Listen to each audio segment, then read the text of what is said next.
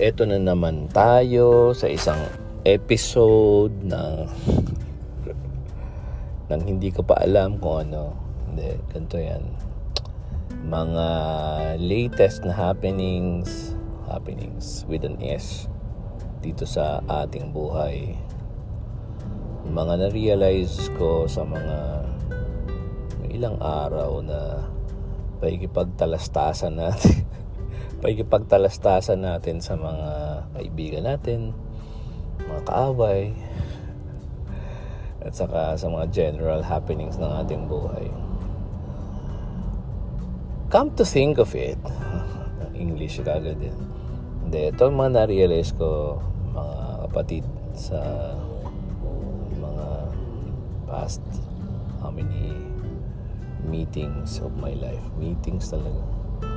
Aside from my playing of NBA 2K23,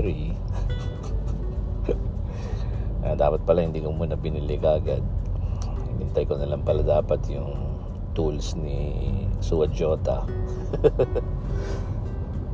Joke lang. Bakit nakabukas yung kanyang gas? Okay. Ayun. So, aside from that, that playing, what I realize is that kung gamer ka, katulad ko, naglalaro talaga ako. Hindi naman sobra. Siguro sobra. Is that in life, parang ang life parang RPG, o ang RPG parang life, whatever, you know what I mean. So ang ibig sabihin, sa buhay, katulad ng game theory, talagang merong random number generator, RNG. Ano ibig sabihin?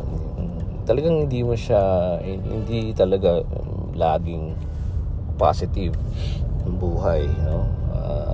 Matakot ka pa nga kung laging positive yung nangyayari sa buhay mo. Oo, lagi talagang merong bawi yun kasi para sa mga Hindu nga, kahit nung araw pa lang meron siyang law of karma, and the yin and the yang, they balance out each other, and so there must be positives and negatives in your life, light and dark, good thing and bad thing. Pero come to think of it, the so-called bad thing, or not necessarily bad thing, nagiging lang siyang bad depende sa reaction mo. That's what I realized, no? And the more mature you become in life, the better you become at reacting to all this barking dogs, coming your way. Parang ang tema ng buhay, parang naglalakad sa isang, naglalakad ka, sa highway of life, walang sasakyan na kasi mapangga ka. Lalakad ka, and ito yung panahon ng mga dark ages pa. wala pang sakyan, wala rin kabayo, tanggalin natin sila sa effect, parang sa towns road. And the number one, the people that you choose to be with, yun yung mga kasama mo for the majority of your life, diba? So well, you cannot choose your own family. Ako, maging naswerte lang at okay naman yung ating parents, no? Well, hindi naman sila perfect like 100% of the time. Mas stressful na mga childhood din yung nangyari sa akin, diba? Etc. And I think na kung ito nga yung nung napanood ko si Jokoy sa Netflix, parang nakaka-relate ako na tipong yung mga iniiyakan ng mga bata ngayon, mga iniiyakan ninyo mga bata ngayon, mga kinakainisan nyo, mga kinaka-depress nyo. Nung araw, everyday happening lang yan sa buhay ko. Siguro ibang generation, so hindi naman pwedeng i-compare, we're not necessarily better. Nagkataon lang na iba yung nilakyan namin. Anyway, so yun, depende yung choice, yung as I said, yung family, hindi mo talaga siya mapipili. nandiyan na yan di ba? Pero the people you end up being with, ikaw yung may choice dun so in that respect, saan ko ba nabasa yun na you are like the average of the 5 people you're always with, di ba? So if you want to be positive, diba, associate yourself with positive people. And of course, meron talagang isa, dalawa, na talagang super close talaga sa'yo, no? Or siguro, pag tinanggal mo lahat ng mga unnecessaries, hindi man unnecessaries, but the many important people, merong isa or dalawa na talagang critical sa buhay mo. And usually, yun yung special someone mo na talagang, kasama mo talaga, ganyan. O kahit na hindi mo kasama, basta yung mind ninyo ay intertwined. Parang, sabi nga ni Plato one soul in 2 bodies. Yun.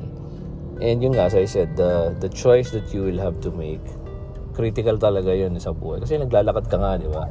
It's a long walk, okay? And the people you associate with necessarily brings in your happiness meter, okay?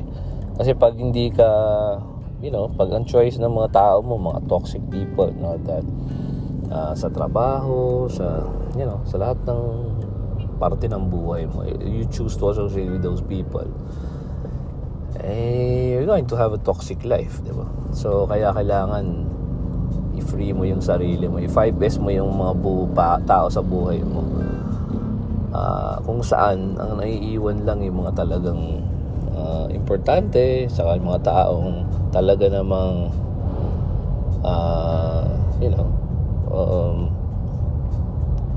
positive yung outlook. Hindi necessarily pareho kayo I also love to associate myself with people who are not of the same thought as I am. Kasi nangyayari doon pag pare-pareho kayo lagi, para sa company nagkakaroon kayo ng inbreeding sa sarili mo din, ganun din wala, lahat na sinasabi mo sinusunod lang nung kasamahan mo or whatever, so wala man lang interaction. So ang nangyayari dyan, nagde-deteriorate kayo, walang argument hindi naman kailangan na super negative yung argument, bad vibes, but you respect each other's opinion, you agree to disagree because talagang ganun talagang makikita mo dapat yung ibang perspective.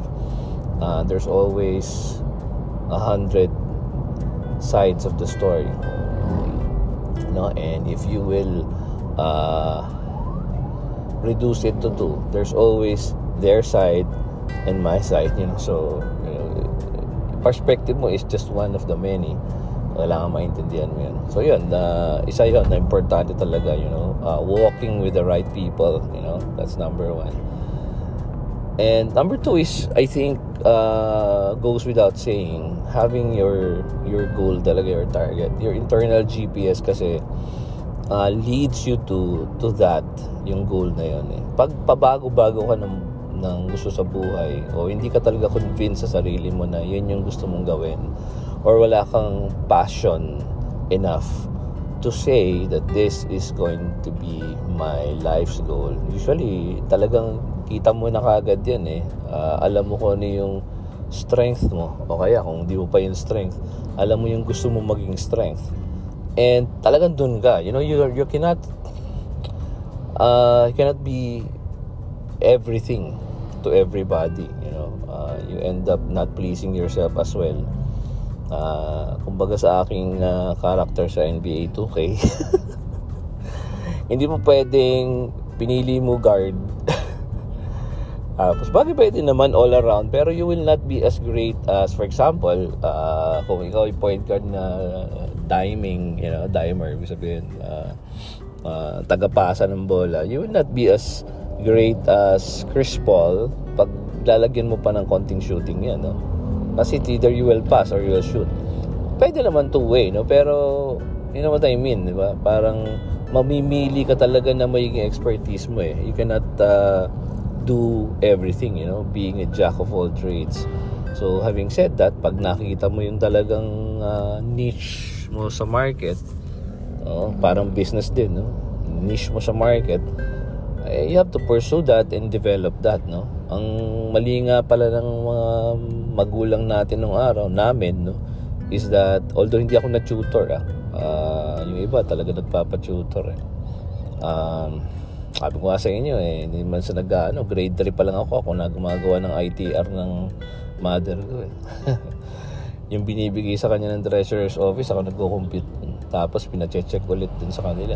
Sabi, galing ng anak mo. Diba? Kaya ako nag-math Hindi ko alam na dahil pala nag-accounting ako. Yung pala yun. Anyway, so yun. So ang mali ng mga magulang nung araw is that pag mahina ka sa math, usually sa math mahina diyan ka pinapa-tutor para gumaling ka sa math. Mali pala yun. Dapat nga ang i-develop mo yung strength mo. Hindi naman sa para wag maiwan yung weakness, whatever. Hindi naman sa ganun, no? Kailangan pumasa ka, syempre, no? Nahihirapan ka talaga doon sa ganun. Pero you have to accept your individuality. Kumbaga, lumalaki, for example, no? Sa basketball, talaga NBA 2K ang buhay. Lumalaki.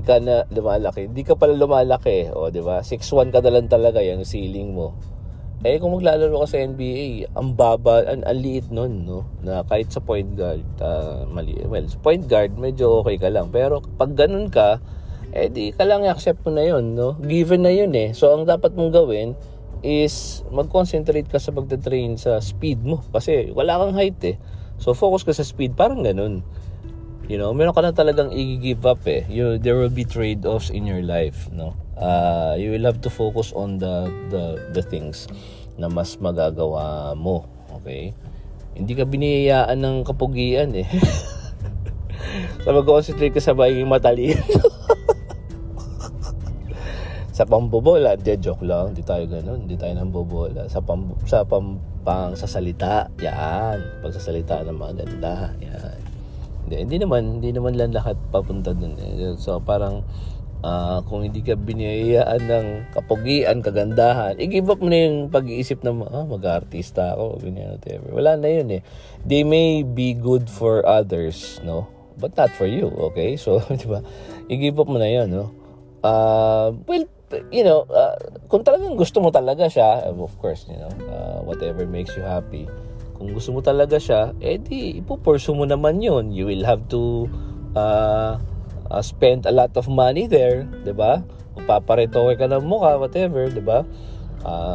Hindi ka po pwedeng, may trade-off nga Hindi ka po pwedeng magpataba. Kailangan sexy ka talaga o babae ka, 'di ba? Kasi yun yung gusto mong gusto mong i-pursue, right? Pero darating din yung point na magde-decide ka diyan. Kasi paano kung 25, 26 ka na? Hindi ka pa sumisikat o kaya wala pang kumukuha sa'yo, feeling mo di ka naman talaga kukun bilang artista or model or whatever, di ba? So you will have to decide, make some real decisions kasi you cannot end up at 35 saka mo sasabihin sa sarili mo na hindi pala pwede mag-artista, di ba? You would have wasted your life, no? Pursuing something that, hindi naman pala magiging fruitful sa iyo. Alam mo na naman yun and you have that's where your friends come in, they will give you real talk, they will give you real talk about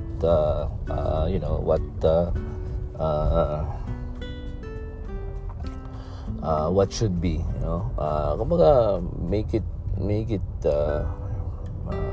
real with you. Kasi minsan hindi mo nakikita yan. There are things that you don't know, you don't see by yourself, and you need your friends to tell you otherwise, no? Na baka hindi yun yung passion mo. Of course, there will always be hard decisions along the way, but yun, kailangan make mo yung decision. Pag dumating yung point sa buhay mo na kailangan mo i-make yung hard decisions, yun na yun, no? Like for example, for me, I used to think na pwede akong maging singer, gumawa ng mga kanta, di ba? Which is ginawa ko naman talaga. Nagbanda, ginawa ko rin naman talaga, nagbanda, no?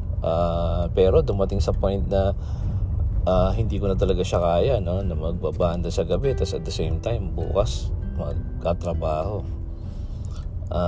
Hard decisions yun, no? Siyempre, kung ikaw ay talagang ginusto mo talaga yun, naging successful ka naman doon, no? Pero you will have to go through rough patches in your life. And if you make that decision, wala nang decision, wala nang turning back yun, di ba? Talagang yun na yung gagawin mo sa buhay mo, whether or not maging successful ka o hindi. Pero dapat meron ka pa rin fallback Siyempre, eto, coming from the perspective na matanda na, no? Siyempre, hindi naman tayo bata, no? Kung bata ka pa, sabihin ko, go, sige, okay, you only live once. Tama naman yan, pursue mo yan. Pero there will come a time na talagang you will be realistic and there are things na talagang you cannot do anymore. I wanted to be a chess grandmaster. I still play chess, pero casual na lang yan, no? Naglalaro ko sa mga online. Buti nga nauso na yung online tournament kasi hindi ko naman siya mapupursue. Alam nga namang, di ba? Kung hindi ka naman talaga good enough to do it, hindi naman ako good enough to do it. I would say, siguro, kung merong level below the national master, yung mga tipong class B club player, parang ganun lang ako, no? So, yun, kailangan mo na siyang tanggapin.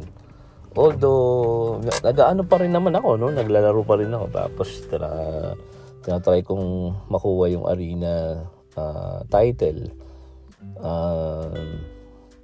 Pero, I don't think I can reach mga 2,000 plus something na ELO anytime soon, no? Kasi lalakas na ng mga player ngayon, lalo yung mga bata. Sanay na talaga sila na noong araw, kailangan ka maglaro ng maghapon, no? Para matutunan mo yung mga moves na ganyan, no? Yung mga analysis. Pero ngayon, since may mga engine, na-analyze nila yung game, no? Mas madali nilang magagawa yun, no? So, there will come a time na talagang you will have to say that, the guys, the little kids, the children, will do it better than you. So, yun yung mga bagay na yun, no? Ano pa ba mga ginive up ko? Maging movie writer. Yung mga ganyan, no? Marami kang idea sa mind mo, sinusuot mo sa notebook mo, pero again, hindi mo kasi po pwedeng i-pursue nga lahat yan parang kahit tingin mo kaya mo siyang gawin, no? Siguro pag nag-retire, kaso nga lang isipin mo, sige, pag nag-retire ako, pero pag nag-retire ka, iba naman ang gagawin mo doon, no? Parang dinadam mo na lang, dinadam mo na lang yung mind mo, para hindi mo na siya masyadong iniisip, kasi parang ang dami mo namang lives na kukunin, no? Di ba? Parang mas maganda kung mako-clone mo yung sarili mo na mas bata tapos siya yung gagawa ng mga yan. O ikaw, pupursue mo chess, ikaw susunod ka. May literary genius, whatever. Diba? Ikaw naman, pursue mo yung mathematics natin, octoroid science, na hindi ko rin ginawa na, di ba? So parang ganun, no? Mayroon ka talagang part sa buhay mo na talagang i-give up mo na yung mga ibang bagay na hindi mo na talaga magagawa. Pero while you say that, meron ka talagang hardcore na core vision, personal vision. It's like driving in the dark, nakikita mo lang yung 200 feet, hindi nga siguro 200 feet baka nga 10 feet, 15 feet lang in front of you. Ngayon, pag daladala mo si Trinity ko, sasakyan ko, siguro mga 5 feet lang. Sobrang dilim talaga nito. Ayun, so parang gano'n, no?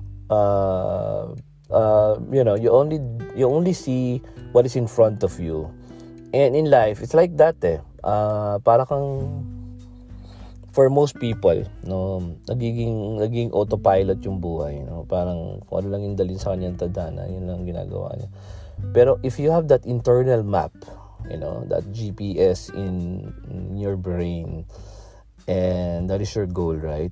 Nakalagay na yan sa implanted in your brain or whatever. Pag since nakalagay nga yun doon, alam mo na yun ang pupuntahan mo, you may not see it immediately, lalo na if it's raining hard at night. Nangyari na sa akin yan, di ba? Wala kang makitang ilaw, whatever, pero nakikita mo sa screen mo na meron kang ways or your internal GPS that this is where you're going.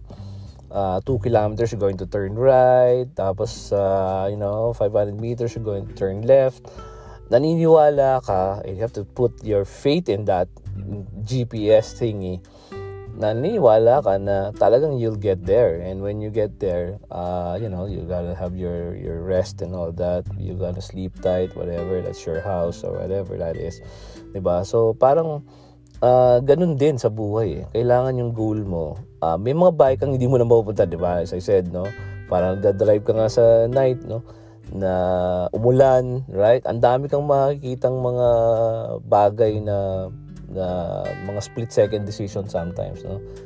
Gusto mong, teka, kakain mo na ako dito sa McDonald's dito. Kaso nga lang, hindi ka maka-right turn, nasa highway ka, di ba? Hindi ka maka-right turn kasi sinitan ka ng malaking truck, no? Anong gagawin mo? Ipipilit mo yun, di ba? Diretso ka na, di ba? So, yun yung mga sinasabi ko. May mga bagay na magde-decide ka talaga to let go of things. And since you're doing it on a highway this time, yung aking model, hindi ka na pwedeng bumalik eh, 'di ba? If you do, you'll run into some troubles, maybe get some accident or whatever, no? Or lose time, right? So you have to move forward. So always ganun eh, move forward. Basta wag lang to the point na naubusan ka na pala ng daan, wala ka pa napupuntahan. O, di ba? Mali din yun. Kaya kailangan talaga meron ka palang talagang critical, GPS sa buhay mo. Okay?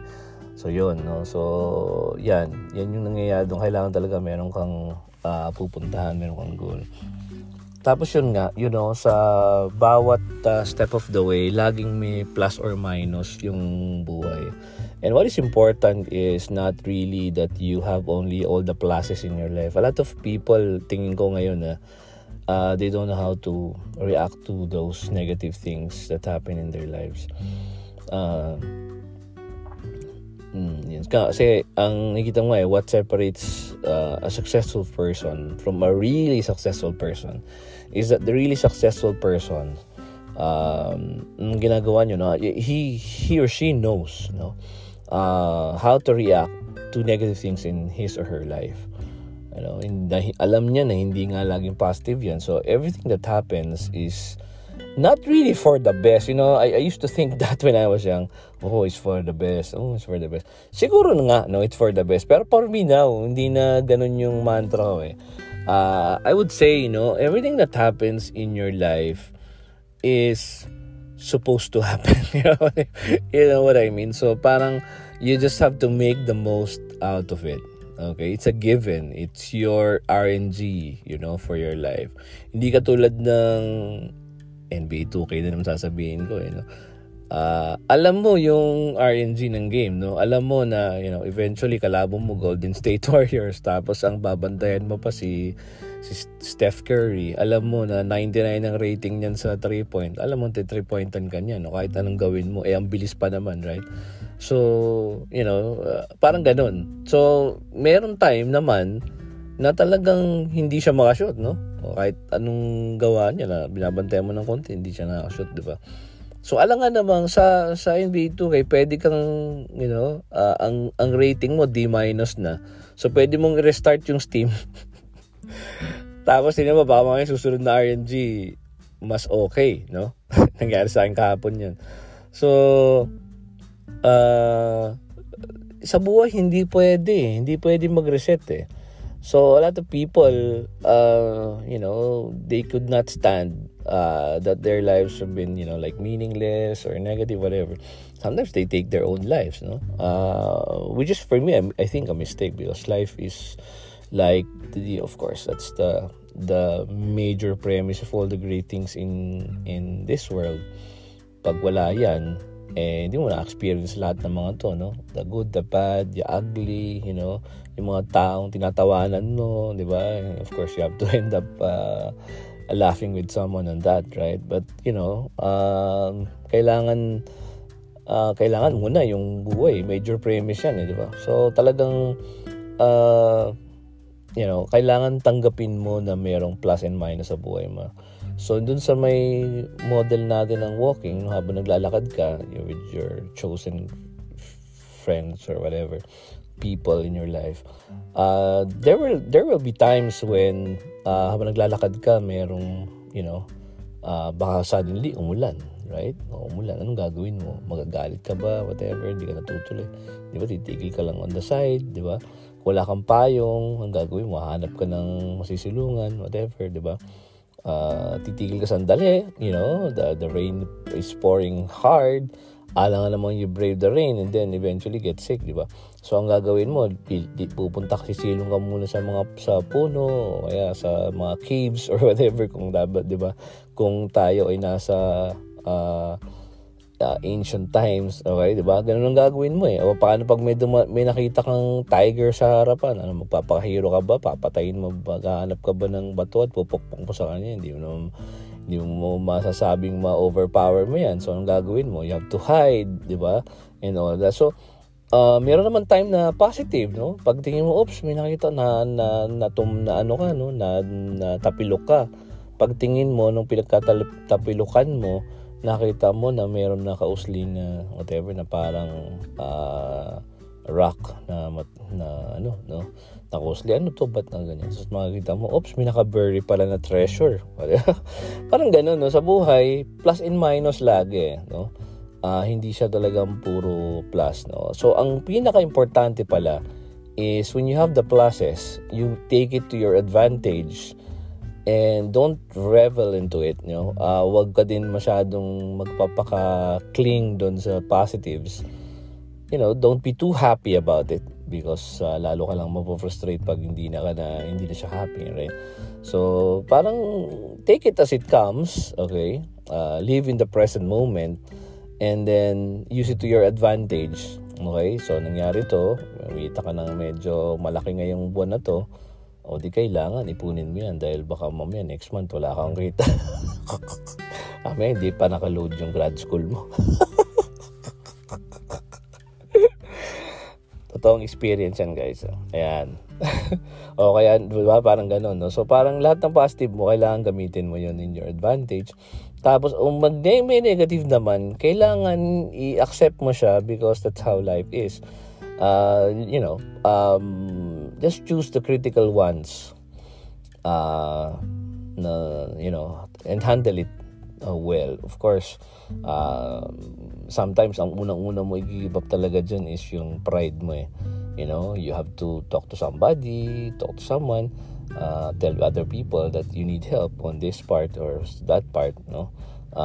Kailangan mong sabihin yun, no? Kasi pag hindi mo naman ina-accept sa sarili mo na isipin mo na okay ka lang, hindi naman pala na, diba? O kailangan mo yung sabihin, no? Makipag-usap sa mga tao. And yan siguro ako, para sa akin yun yung negative sa akin eh. I try as much as possible to not to disturb people, as much as possible. Even when I was young, sabi nga ng nanay ko, kaya daw naubos ang aking ngipin. Nabulok daw mga ngipin, kahit daw masakit. Parang nung tingnan ng kaibigan ko yan na dentist, it must have hurt all these years. Okay, so parang, lahat sa buong buhay mo, tinitiis mo lang yung mga sakit na yan. Pag may lagnat ka, minsan dati nung bata pa ako, parang my mother had to discover that, I was running high on fever because I wouldn't tell anybody. Ayoko yung tipong parang pinibili akong gamot na siyempre alam naman natin na, kakaunti ang pera natin. So pag tayo ay nagganyan pa, di ba? Noong time na yun, talagang ganun napasok sa isip ko eh. So, inom ka na maraming tubig, magbalot ka ng kumot, ganyan. So, ganyan lang iniisip ko. Kaya alataan niya, may sakit na naman to sa church or something. Once in a year, nangyayari yun sa akin, no? So, ayun. So, mali yun, no? Well, hindi naman siya sobrang mali. Of course, that may be who I am. Pero, hindi rin siya super tama, no? Kailangan din ng tao na makasama mo sa buhay, whatever, no? Kailangan mo yan, may kapartner ka, meron kang kalukadidang, hindi, kalukadidang, meron kang kaututang dila, hindi, yung kapanalig, kasama, kabalikat. Hindi naman kailangan special someone, pero yung someone na talagang, people that you will trust, your friends, whatever, no? Kailangan talaga yun pala, no? Hindi mo po pwede soloin yung lahat ng burden sa buhay. Yun ang pinakatamang gawin mo sa buhay mo. Ano pa? So yung mga na-realize ko mga panahon na to. Yun. And then siguro finally, hindi pa to complete, no? So may mga part 2, part 3 pa tayo. Kasi ito lang naman yung ngayon, no? Isa pang na-realize ko is how lost this generation. Joke lang yan. Hindi naman how lost, no? Kundi we're gonna have to really stick it out to the current generation. And I'm talking not about the millennials, kasi the millennials are now adults, okay? So the first batch of millennials are already in their 30s, di ba? Alam naman natin yan, no? Kasi kami Gen X, 51 na ako Gen X ako, so ibig sabihin yung next generation, mga nasa 31, 32, di ba? 30, may mga 35 na Gen Y, right? I'm talking about the Gen Z, di ba? And we have to really take care of these kids, no? Kasi nakikita ko na may something wrong with the kind of culture that we are developing. Hindi sila kundi the kind of environment that they're growing up with. Sabi ko nga merong parang overarching na culture ang mundo. So let's talk about that mga susunod na mga issue, no? Parang para sa akin kasi nagkakaroon ng model ng isang world citizen, and I don't know where all of this will go, well, DIY nga di ba? So syempre in your DIY thingy, DIY-ish kind of life, di ba, gagawa ka ng content, whatever, tapos may mga tao na kaibigan mo, mga friends mo, kaya hindi mo friends, strangers, will find that interesting and build your community. There's a community building, and the way I see it is that people who won't have that, there will be a great abyss of the people who can do it and who's actually doing it and who are successful doing it, especially the ones who were endowed with nice looks, nice figures. They're okay with that though, but there are people who alam naman natin na hindi sila endowed. Like for example, if I think if I was a young person, if my 90s was today, I would have sucked real, I would have killed myself. Joke lang. Hindi siguro, no? Hindi naman, pero palagay ko mahirapan ako talaga ng todo, no? Kasi in the 90s, it's okay kasi nobody cared, whatever you do with your life, you just read books there the whole time, walang problema dyan, and you're not pressured by you're not pressured to excel. Sabi ko nga, you're not pressured to excel because okay lang, di ba? I mean, relatively everybody is unknown. But ngayon kasi nagbi-build ka ng community, and parang if you are the kind of guy na talagang gusto mo mag-belong, tapos you're not wanted anywhere, di ba? So nabuburyong ka dyan and that's the reason maybe like, di ba, sa ibang bansa, sa States, ang daming pick up ng handgun, whatever. Kasi in that scheme, if you don't belong in a circle, then parang it's like a social anathema, or so, let's talk about that, as I said, in the future. But like para kang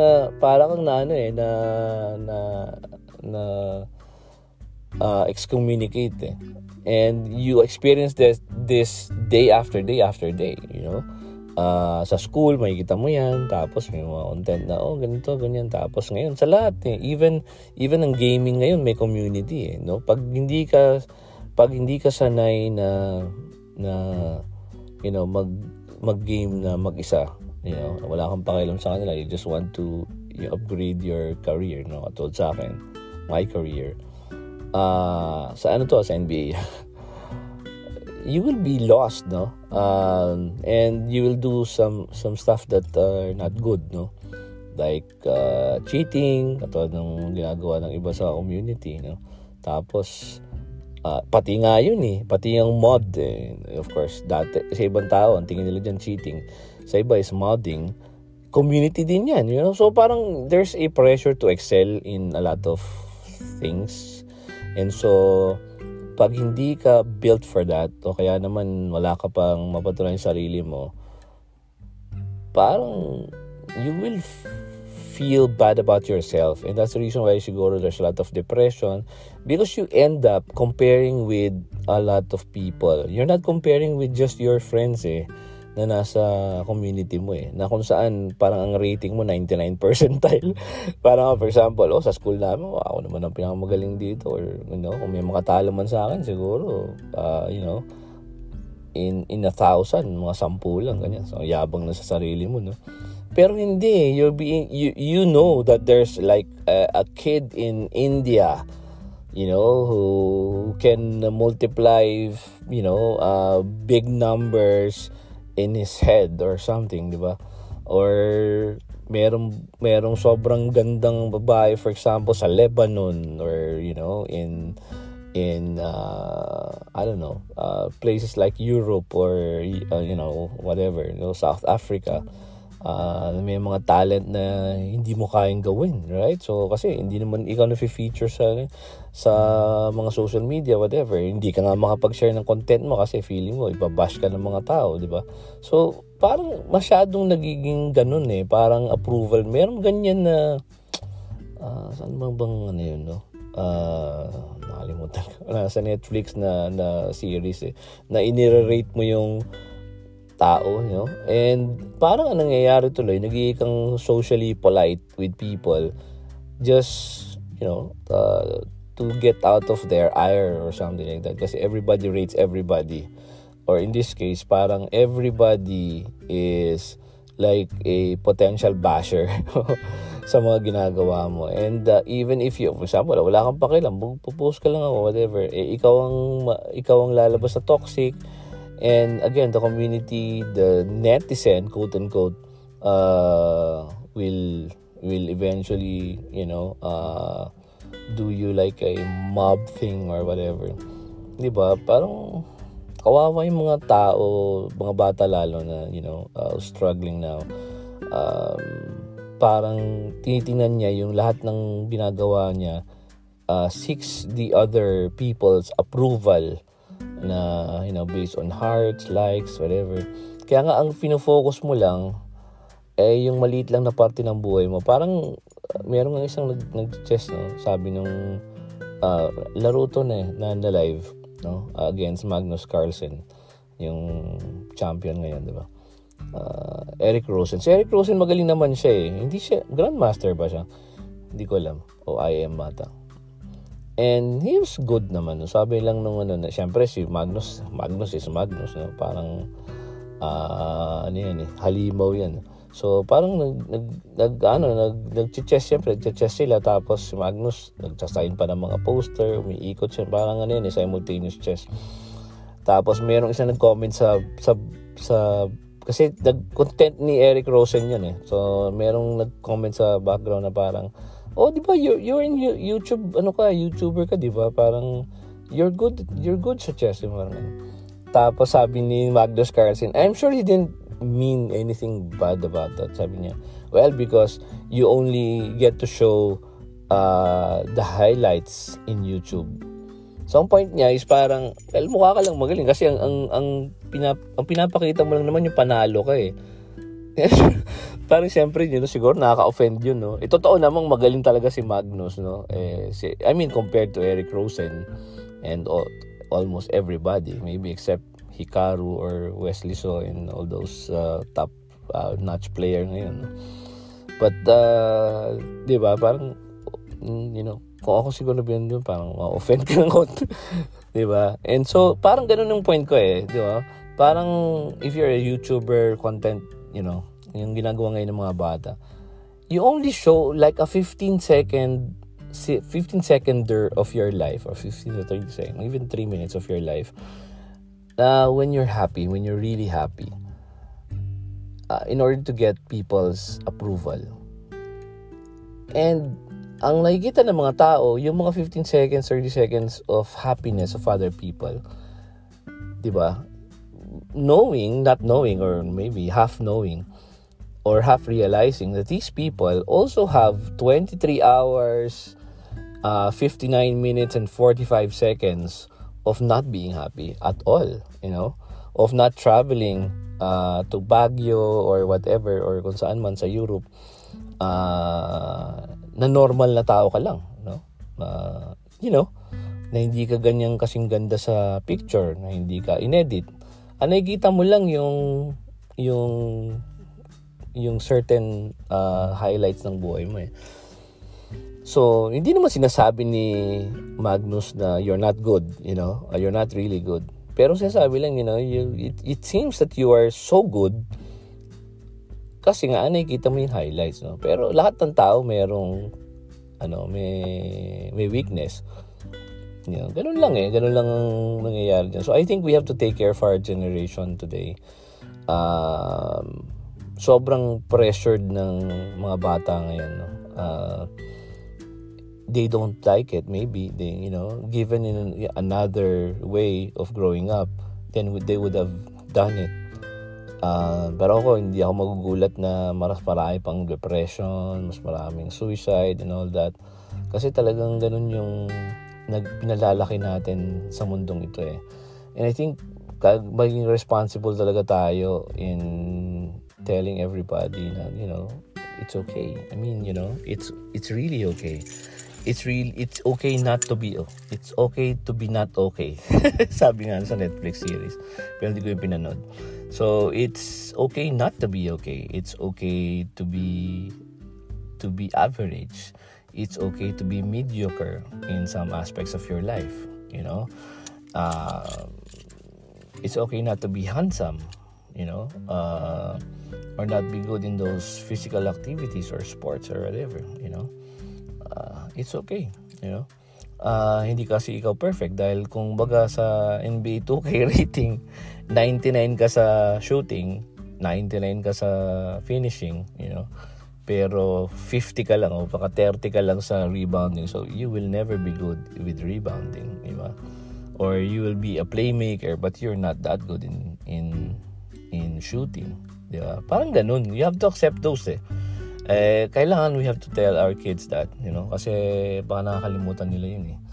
We really have to convince our kids that, pag lumampas ka na sa time na wala ka nang pakialam sa sasabihin ng tao, what will be next? What will be the social media of the future? Is it always going to be like this? Like, what will happen if they grow old? When you grow tired of sharing whatever that you have simply because you don't care, you don't like it anymore.